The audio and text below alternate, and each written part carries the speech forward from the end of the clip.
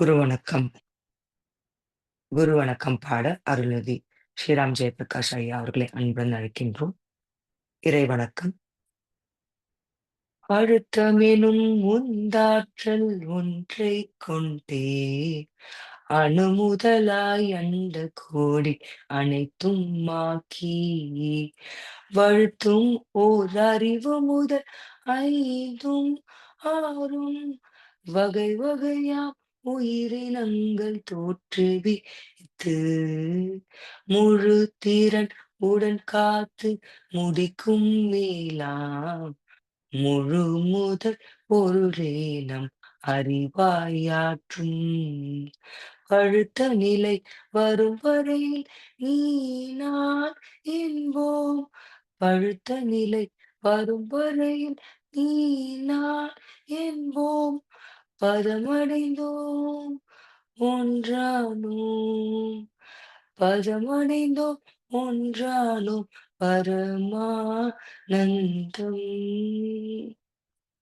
வாழ்க வளமுடன். வாழ்க வளமுடன். குரு வணக்கம்.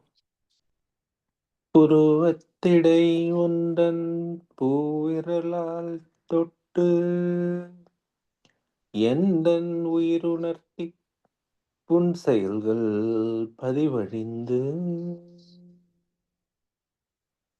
பூர்வ நிலை அறிவறிய துரியம் தந்து கருவறிந்து அகத்தவத்தால் கலங்கங்கள் போக பெரும் கலர்த்தமர்த்தி கருத்துடனே விளைவறிந்து ஐந்து புலன்களையாலும் கலை போதித்து உருவத்தில் உள்ள உயிருக்குள் உள்ள மெய் காட்டி ஒழுக்கத்தால் உலகினையே நட்பு கொள்ளும் அன்பு நெறி விளங்க வைத்து திருத்தமுடு காய கற்பம் சீர்கர்மயோகம் உடற்பயிற்சி தந்து சிந்தனையை உடல் நலத்தை சீரமைத்து உய்வித்த குருவே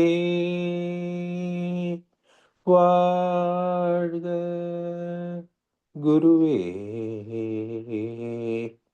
வாழ்க. வாழ்க வளமுடன். வாழ்க வளமுடன். அருள்நிதி சிவசங்கரி அம்மா அவர்களை வாழ்த்துவோம். அருள்நிதி சிவசங்கரி அம்மா அவர்கள் வாழ்க வளமுடன். அவர்களின் அன்பு குடும்பம் வாழ்க வளமுடன். அவர்களின் உடல்களும் பொருள்களும் மனவளம் மற்றும் அவர்களின் ஆன்மீக தொண்டு வாழ்க வளமுடன். வாழ்க வளமுடன். வாழ்க வளமுடன். நன்றிகள் ஐயா. வாழ்க வளமுடன்.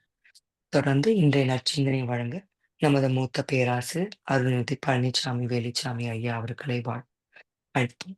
வாழ்க வளமுடன் ஐயா. வாழ்க வளமுடன் அம்மா. வாழ்க வையகம், வாழ்க வையகம், வாழ்க வளமுடன். குரு வாழ்க, குருவே துணை.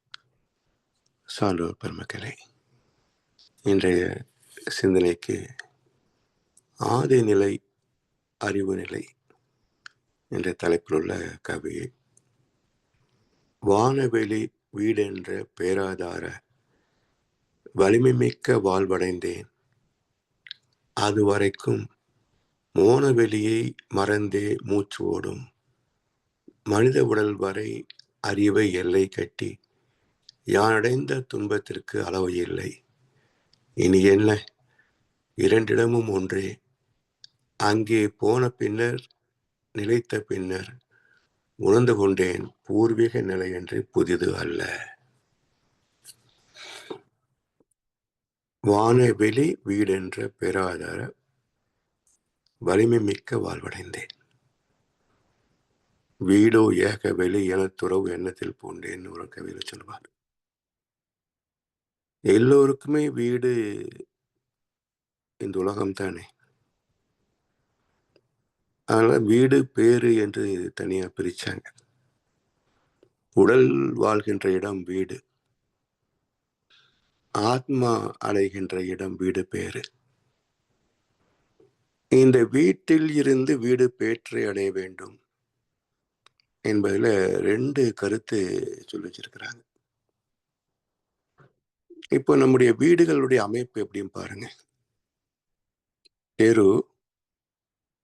தெரு மட்டத்தில் வீடு கட்ட மாட்டாங்க. அதுக்கு மேல ஒரு 4 அடி உயர்த்தி கட்டுவாங்க. அப்போ வாழ்க்கையில் உயர வேண்டும், அறிவு உயர்வு பெற வேண்டும் என்ற முதல் கருத்து. அந்த உயர்வை எப்படி அடைய முடியும்? 4 அடி உயரத்தில் இருக்குது, கீழே தெரு மட்டம் இருக்கு. ஒரு அடி நம்மால் தாண்ட முடியும், 4 அடி எப்படி தாண்ட முடியும்? அப்ப படிகளை அமைக்கிறார்கள்.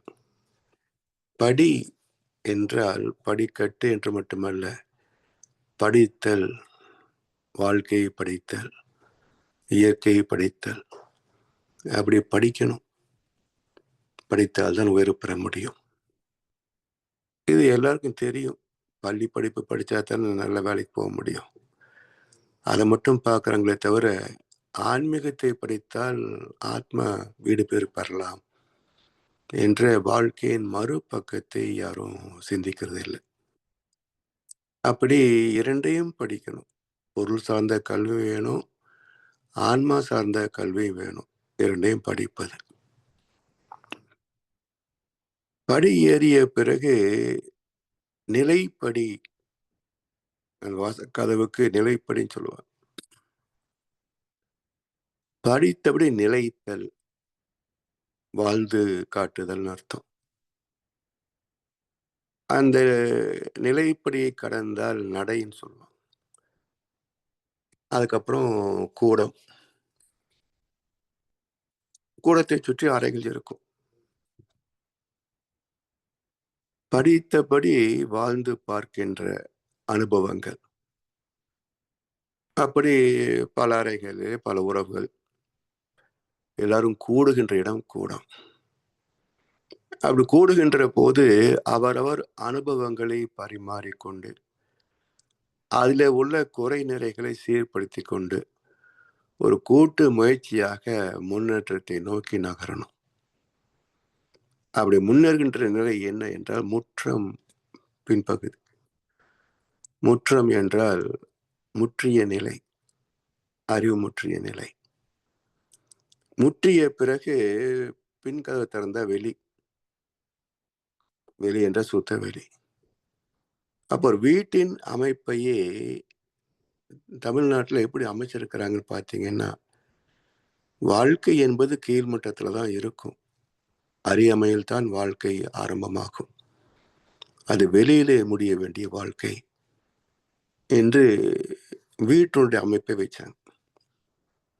அப்போ இந்த வீடு காட்டுகின்ற வாழ்க்கை என்ன என்றால், வீடு காட்டும் வீடு பேரு. ஆத்மாவுக்கென்று உள்ள இடம் வீடு பேர். இந்த வீடு பேற்றை அடையவில்லை என்றால் அதுக்கு ஒரு சடங்கு வச்சாங்க. செத்து போயிட்டா அந்த சடலத்தை சுமந்து போவாங்க 4 பேர். அவருடைய நெருங்கிய உறவு மகன், அவர் முன்னாடி நெருப்பு சட்டி எடுத்துட்டு போவாங்க. சுடுகாட்டு போன உடனே சடத்திறக்க வச்சு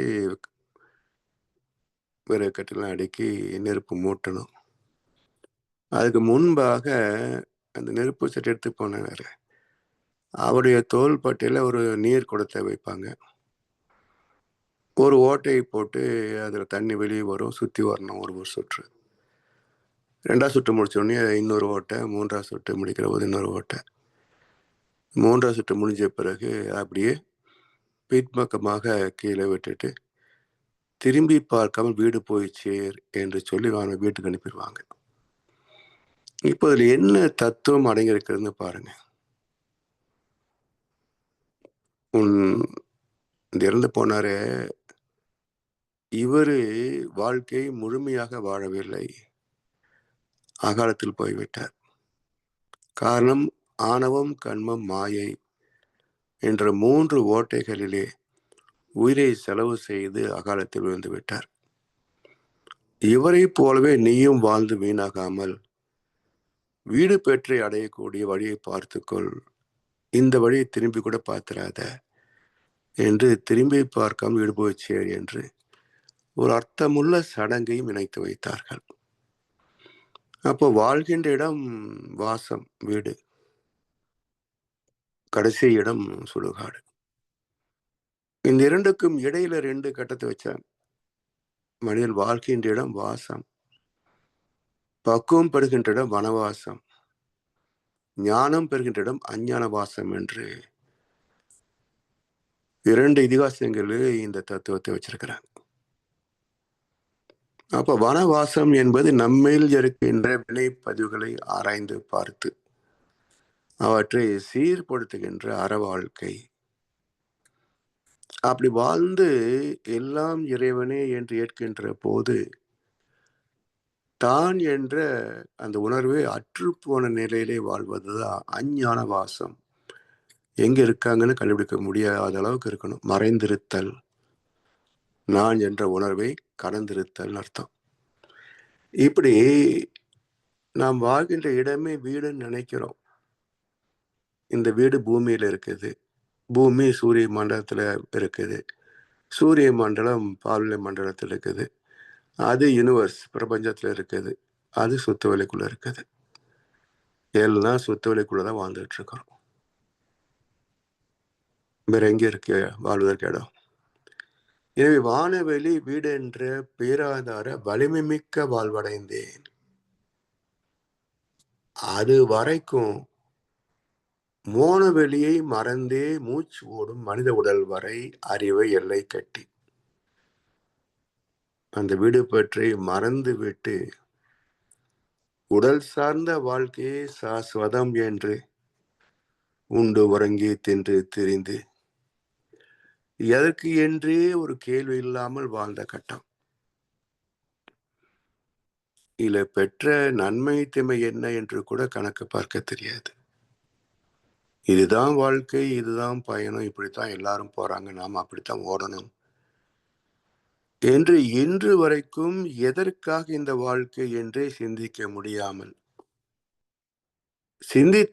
சிந்தித்தாலும் விலகி நிற்க முடியாமல், த விசியஸ் சர்க்கிள் ஆஃப் பாவர்ட்டி, இந்த வட்டத்தை விட்டு வெளியே போக முடியாது. போவதற்கான மன உறுதி நம்மிடத்துல கிடையாது. ஸோ இதற்குள்ளேயே தான் சுற்றி கொண்டிருக்கிறோமே தவிர இந்த வட்டத்தை விட்டு வெளியே போவதற்கான முழு நாட்டம் நம்மிடத்துல இல்லை. Relieving from all region is religion. So இது போன்ற வட்டங்கள், எல்லை கோடுகள், எல்லா எல்லை கோடுகளையும் கடந்து எல்லையில்லாத பெருவெளியோடு இணைவதற்கான வழியை சொல்வதற்கு பெயர்தான் ரிலிஜியன், மதம். So relieving from all regions is religion. Region என்றால் எல்லை கோடுகள் அல்லவா? அப்ப எல்லா எல்லை கோடுகளையும் கடந்து எல்லையில்லா பெருவெளியோடு கலந்திருப்பதே, அதற்கான வழியை சொல்வதே ரிலிஜியன், மதம். எனவே மனித உடல் வரை அறிவை எல்லை கட்டி என்ன மிச்சம் என்றால் யானடைந்த துன்பத்திற்கு அளவு இல்லை. மகசூரி வாழ்க்கை அப்படித்தான். அவருடைய வாழ்க்கை வரலாற்றை படிச்சு பார்த்தா தெரியும். ஒரு அழகா ஒரு வார்த்தை சொல்வார், என் வாழ்க்கையே ரொம்ப விசித்திரமானது, ஒரு கஷ்டத்திலிருந்து மீண்டு வெளிவருவேன், அடுத்தது உடனே ரெடியா இன்னொரு கஷ்டம் நிற்கும் அப்படிம்பார். அப்படி ஏழ்மையிலே பிறந்து செல்வத்திலே வாழ்ந்து மீண்டும் ஏழ்மையிலே தள்ளப்பட்டு அதோட ஆன்மீகத்துக்கும் தொண்டாற்றக்கூடிய கடமையும் வந்து அமைய என்ன வாழ்க்கை, என்ன அனுபவிச்சாங்க? ஒன்றும் இல்லை. இடும்பைக்கே கொள்கலம் கொள்ளோ மாந்த துச்சில் துளைப்பார் உயிர் என்று ஒரு கவி இருக்கு திருக்குறள். அதாவது இந்த உலகத்திற்காகவே தங்களை அர்ப்பணித்துக் கொண்ட ஞானிகளின் உடம்பு துன்பங்களை கொட்டி வைக்கும் பாத்திரமா என்ன என்ற கருத்து அந்த குறள். ஸோ இப்படி ஞானிகள் எல்லாம் துன்பப்பட்டு தான் ஞானம் பெறுகிறார்கள், ஞானத்தை வழிகாட்டுகிறார்கள். காரணம் என்ன என்றால், செல்வத்திலே நமக்கு அறிவு வளராதுங்க. கேட்டதெல்லாம் கிடைக்கின்ற வாழ்க்கையிலே தேடுதல் இருக்கு. அப்ப தேடுதல் இருக்க வேண்டும் என்றால் வறுமையும் அது சரியில்லை. ஏன்னா வயிற்று பாட்டுக்கே வாழ்க்கை என்றால் வேற என்ன யோசிக்க முடியும்? ஸோ மிடில் பாத் என்றார் புத்த பெருமான். நடுப்பாதை. ஏழ்மையும் கூடாது, வளமையும் கூடாது. இரண்டுக்கும் இடையில் ஒரு சுகமான பாதுகாப்பான மிடில் பாத், நடுப்பாதை. அப்போ இந்த நடுத்தர குடும்பங்கள் தான் ஞானத்தை பெற முடியும். ஓரளவுக்கு தேவைகளும் நிறைவேற்றிவிடும். போதும் என்று ஆன்மீக பயிற்சிகளுக்கு வந்துவிட்டால் வாழ்க்கை நிறைய பெற்றுவிடும். அதனால் ஒரு அற்புதமான வாழ்க்கை முறைதான் மிடில் பாத். ஸோ நடுத்தர குடும்பங்கள் பெரும்பாலும் வசதியை நோக்கி தான் ஓடுறாங்க, அப்புறம் அதில் போய் சிக்கிக்கிறாங்க. ஸோ ஒரு நிறைவான வாழ்க்கை, ஒரு பாதுகாப்பான வாழ்க்கை என்றால் நடுத்தர குடும்பம் தான். அது வாழ்ந்து பார்த்தா தெரியும் எவ்வளவு நன்மைகளை அதில் பெற முடியும். அதுக்கு மகிழ்ச்சி அழகாக ஒரு சாமியும் சொல்வார், சிந்தனை சிக்கனம் சீர்திருத்தம். ஸோ இதை பின்பற்றி வாழ்ந்துவிட்டால் ஒரு சம்பளத்திலேயே நிறைவாக வாழ்ந்துவிட முடியும். அப்போ அறம் சார்ந்து வாழ முடியும். புலன் கவர்ச்சியில் சிக்குவதற்கான வசதிகளும் அங்கே வாய் திறந்து நிற்காது. ஸோ இப்படி ஒரு பாதுகாப்பான வாழ்க்கை. எனவே அது இல்லாத வரைக்கும் யானடைந்த துன்பத்திற்கு அளவு இல்லை. இனி என்ன? இரண்டிடமும் ஒன்றே. இங்கே என்ன அங்கே என்ன, எல்லாம் சுத்தவெளிக்குள்ளதான் இருக்கிறோம். சுத்தவெளி இல்லாத இடம் என்ன? எது இல்லை. அணுவுக்குள் அணுவாய், அப்பாலுக்கு அப்பாலாய், இருத்தே நிறுத்தி சிந்தை விலையை காட்டி என்றார் அவையார். அப்படியே கண்ணை மூடி கவனிக்கிற போது இறைநிலை தவம். சுத்த வெளியே தான் உலகமாக, பூமியாக, உயிர்களாக, நானாக எல்லாம் சுத்த வெளிக்குள்ளேயே தான் ஓடிட்டு இருக்கிறோம். ஸோ எந்த காரியத்தை செய்தாலும், கடமையை செய்து கொண்டிருந்தாலும் எல்லாம் சுத்த வெளிக்குள்ளே தான். ஊட்டு வைக்கின்றாய் உண்ணுகின்றேன், உறங்க வைக்கின்றாய் உறங்குகின்றேன், உறங்காத என்னை ஆட்டு வைக்கின்றாய் ஆடுகின்றேன். இச்செறியினால் ஆவதுதான் என்ன? ஒன்றும் இல்லை. So life is nothing and meaningless. இதுதான் வாழ்க்கை. ஸோ இதைத்தான் என்ன சொல்லுவாங்க, இந்த வெங்காய வாழ்க்கைம்பாங்க. வெங்காயம்னா என்னங்க? மேல சருகு, உள்ளே இதழ்கள். ஒவ்வொரு இதெல்லாம் பிரிச்சு பிரிச்சு போட்டா கடைசியில் என்ன மிச்சம்? இப்போ வெங்காயம் என்பது என்ன? இதழ்களா? அல்லது வெங்காயம் என்று ஏதோ ஒரு பொருள் உண்டா என்றால் அந்த வார்த்தையை பாருங்களேன். வெண்காயம். காயம்னா உடம்பு. வெண்மை. அப்போ எது இந்த வெங்காயமாக இருக்கிறது என்றால் தூய வெளியாகிய சுத்த வெளி இந்த வெங்காயமாக இருக்கிறது. ஒன்றும் இல்லாத மையத்தை நோக்கிய இதழ்களின் அணிவகுப்பு வெங்காயம். சென்ட்ரல் என்ன இருக்குங்க? ஒன்றும் இல்லை. அப்போ ஒன்றும் இல்லாத மையத்தை நோக்கிய இதழ்களின் அணிவகுப்பே வெங்காயம். வாழ்க்கையும் அப்படித்தான். ஒன்றும் இல்லாத மையம், அதை சுற்றி உடல் அழகு என்ற ஒரு வெங்காய இதழ், படிப்பு என்ற ஒரு இதழ், பதவி என்ற ஒரு இதழ், பணம் என்ற ஒரு இதழ், தங்கம் வைரம் வாகனம் என்று சில இதழ்கள், குழந்தை, வாலிபம், முதுமை, கடைசி நிலை என்று சில இதழ்கள், கடைசியில சருகு என்ற ஒரு ஆத்மா. என்ன இருக்கு? ஒவ்வொன்றா போயிடுச்சுன்னா கடைசி ஒன்று இருக்காது. ஸோ இந்த வெங்காய வாழ்க்கை வாழ்ந்துட்டு தான் மக்கள் இந்த ஆர்ப்பாட்டம் பண்றாங்க. இதை புரிந்து கொண்டோம் என்று சொன்னால் எதையோ எதிர்பார்த்து இதழ்களை உரிக்க வேண்டாம். இதழ்கள் தான் வெங்காயம் என்று மயங்கி போகவும் வேண்டாம். இது ஒரு வாழ்க்கை இப்படித்தான் இருக்கும். ஒன்றும் இல்லாத மையத்தை நோக்கிய ஆடம்பரங்கள், ஆர்ப்பாட்டங்கள், இன்பத் துன்பங்கள், அனுபவங்கள், உறவு, நட்பு எல்லாம். எனவே இரண்டிடமும் ஒன்றே. அங்கே போன பின்னர், நிலைத்த பின்னர் போவது கூட எளிதுங்க. நிலைப்பதுதான் இருக்கு சாதனை. எவ்வளவு நிலைக்கலாம்? கணக்கு இல்லை அதுல. ஆனா நிலைத்தேன், அதனால் ஞானம் பெற்றேன், இரண்டிடம் ஒன்றேதான் என்று வாழ்கிறேன் என்று மகர்ஷி சொல்வது போல ஒரு பக்குவத்தை அடைய வேண்டும் என்று சொன்னால், ஓசோ சொல்றாரு 48 நிமிடங்கள் அந்த சுத்த வெள்ளையோடு கலந்து உணர்வற்ற நிலையிலே இருந்தால் நீ ஞானம் பெற்று விட்டாய் என்கிறார் ஓஷோ. 4-5 நிமிஷமே வினாடியில் நிற்கிறதே கஷ்டம். ஒரு 30 நிமிஷம் நிற்கிறது அதோட பெரிய கஷ்டம். இதுல எங்க போய் 48 நிமிஷம் நிற்கிறது? சரண கமலாலயத்தில் அரை நிமிஷ நேரம் மட்டில் தவ முறை தியானம் வைக்க இயலாத சட கசட மூட மட்டி என்று தன்னைத்தானே நொந்து கொண்டார் அருணகிரியார். அவரை விடவா நம்ம மேம்பட்டுட்டோம். ஸோ ஒரு 30 வினாடிகள் நிற்க முடியலையேன்னு அவரே நொந்து கொண்ட போது நம்ம கதை என்னங்க? ஸோ சில வினாடிகள் இருக்கலாமே தவிர நிலைத்தல், அதற்கு மகரிஷி குருவாக்கணும்னு விதி. அதனால ஆகித்தான் தீருவாங்க. நமக்கு அந்த விதி இருக்கா?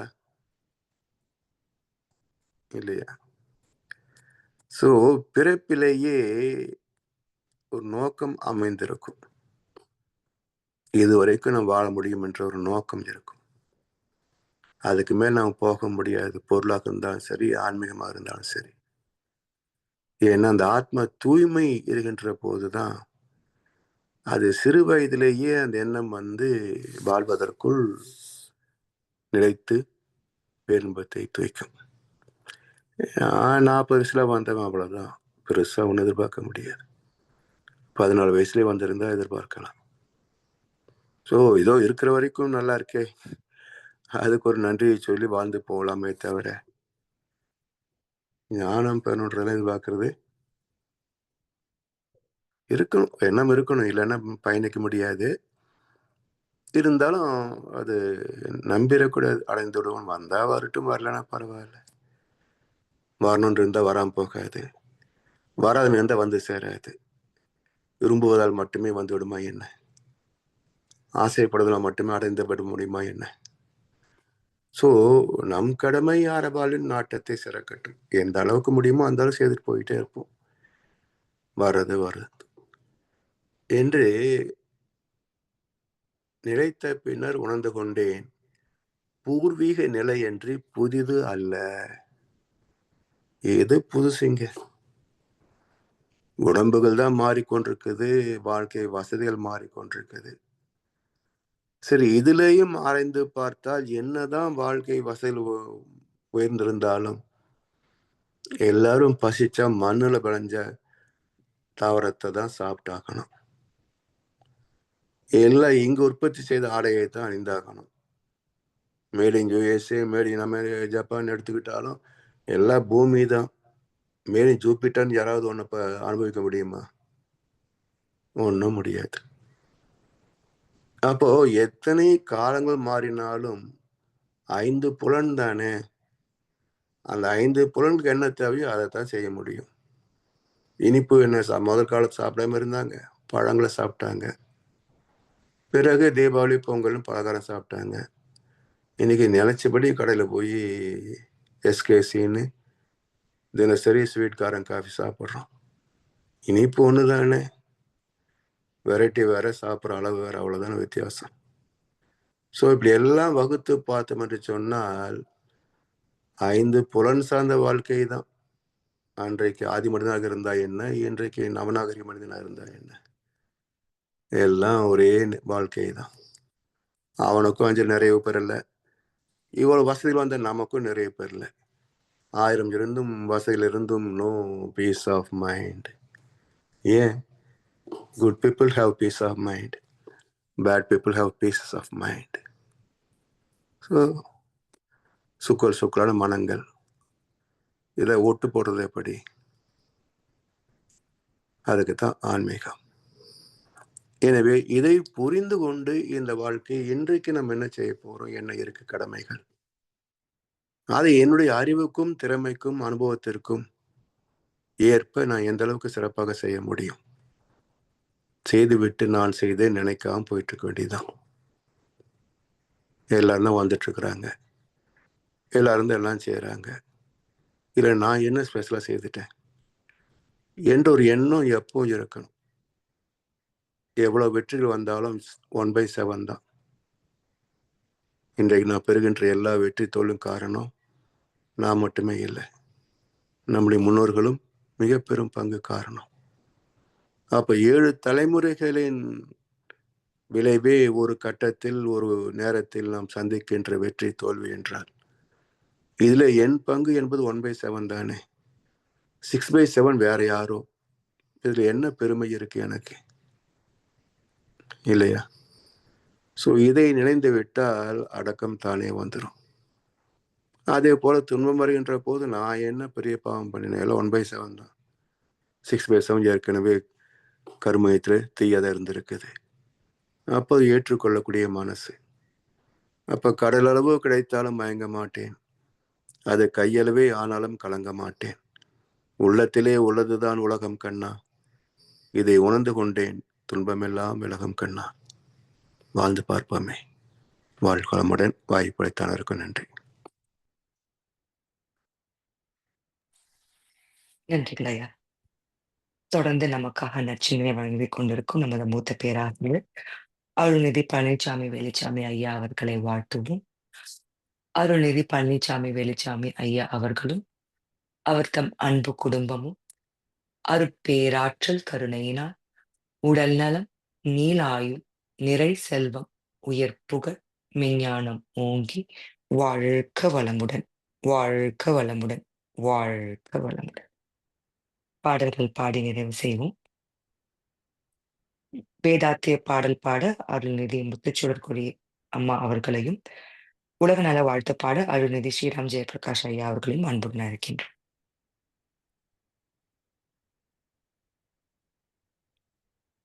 வாழ்க வளமுடன். வாழ்கமுடன். போரில்லா நல்ல சமனி குறிச்சு மட்டும் நம்ம இருமல் வருதுன்னு சொல்லி இங்க அங்கிருந்து அணிட்டாசன் சொல்லி ஜாபர் வாங்கிட்டு வந்தீங்க. போர் ஆட்சி நான் வச்சிருந்தது கெட்டு போச்சு தெரிஞ்சுட்டு அது கீழே ஊத்திட்டேன். வழிவாழ்வு புது சொன்ன இருந்ததா, அது எக்ஸ்பெக்டட் 26. சரி, அதை எடுத்துட்டு போய் முதல் நாள் படுக்கும்போது ஒரு 5 ml குடிச்சிட்டு படுத்தேன். அது அப்படியே தொண்டையில கெட்டு போச்சு போல, தொண்டையில இதாயிடுச்சு, இன்ஃபெக்ஷன் ஆயிடுச்சு, அது புண்ணாயிடுச்சு. பல இப்போ வலி. வாழ்க வளமுடன். வாழ்க வளமுடன். நன்றி அம்மா. அது எப்படி கெட்டு போச்சு பாருங்க. இது எக்ஸ்பைரி டேட் 26 இருக்குது. வாழ்க வளமுடன். பிரம்மஞான கவி சொல்லுவாங்க, தேனோட வேற கலந்தது. மியூட் பண்ணுங்க, எனக்கு அந்த இது இல்ல. ஐயா கொஞ்சம் மியூட் பண்ண ஐயா. சில சமயங்கள்ல வந்து ஏதாவது மருந்து கலந்துருப்பாங்களா என்னவோ, அதுல என்ன எக்ஸ்பெரி பண்ணும். அதான் சில சமயம் என்னன்னா, அவங்க சில சமயம் இல்ல, எல்லா கம்பெனி என்ன பண்ணுவாங்கன்னா உற்பத்தி பண்ணும்போது எக்ஸ்பைரி டேட்டை மாத்தி போடுவாங்க. மியூட் பண்றதுக்கு அது எப்படின்னு தெரிஞ்சதுன்னா, ஒரு தடவை வந்து யாரு ஜாயின் பண்ணிருக்கீங்க கொஞ்சம் ஐயா, கொஞ்சம் மாசமே வந்து மார்ச் மாசம் வாழ்க வளமுடன். நன்றி. பிரம்மஞான கவி. இறைவெளியே தன்னிருக்க சூழ்ந்தழுத்தும் ஆற்றல் இதன் திணிவு மடிப்பு விழ சுழலும் நுண்விண்ணாம் நிறைவெளியில் விண் சுழல நெருக்குகின்ற உரசல் நிலைவெளியில் எழுப்புகின்ற நேரலைகள் காந்தமாம் மறைப்பொருளாம் காந்தம் தன் மாத்திரைகள் ஐவகை மலைக்காதீர் விண் கூட்டம் மாபூதம் ஐந்துமாம் முறையாய் அக்காந்த அலை மனமாம் உயிர் உடல்களில் மதி உயர்ந்து உண்மை பெற மாபிரம்ம ஞானமாம் மாபிரம்ம ஞானமாம். வாழ்க வளமுடன். வாழ்க வளமுடன். உலக நல வாழ். உலகமெல்லாம் பருவமழை ஒத்தபடி பெய்யட்டும். உழவரெல்லாம் தானியத்தை ஒப்புடனே பெருக்கட்டும். பல தொழில்கள் புரிகின்ற பாட்டாளி உயரட்டும். பகுத்துணர்வுள் தொகுத்துணர்வு பண்பாட்டை உயர்த்தட்டும். கலகங்கள் போட்டி பகை கடந்தாட்சி நடக்கட்டும். கல்லாமை கடன் வறுமை கலங்கங்கள் மறையட்டும். நலவாழ்வை அளிக்கும் மெய்யான ஒளி வீசட்டும். நம் கடமை அறவாழ்வின் நாட்டத்தே சிறக்கட்டும். நம் கடமை அறவாழ்வின் நாட்டத்தே சிறக்கட்டும். வாழ்க வையகம், வாழ்க வையகம், வாழ்க வளமுடன். நன்றிகள். வாழ்க வளமுடன். இன்றைய தளத்தில் கலந்து கொண்ட அன்பர்கள், நச்சினை வழங்கிய ஞானாசிரியர் மற்றும் பாடல்கள் பாடிய அன்பர்கள் அனைவரும் வாழ்க வளமுடன். அவர் தம் அன்பு குடும்பம், உடல் நலம், மனவளம், பொருள் வளம், அருத்தொண்டு, ஆன்மீக தொண்டு வாழ்க வளமுடன், வாழ்க வளமுடன், வாழ்க வளமுடன். இத்துடன் இன்றைய காலை தவ நிகழ்வு இறை அருளாலும் குரு அருளாலும் இனிதே நிறைவடைகின்றது. வாழ்க வையகம், வாழ்க வையகம், வாழ்க வளமுடன். அனைவருக்கும் நன்றிகள். வாழ்க வளம்.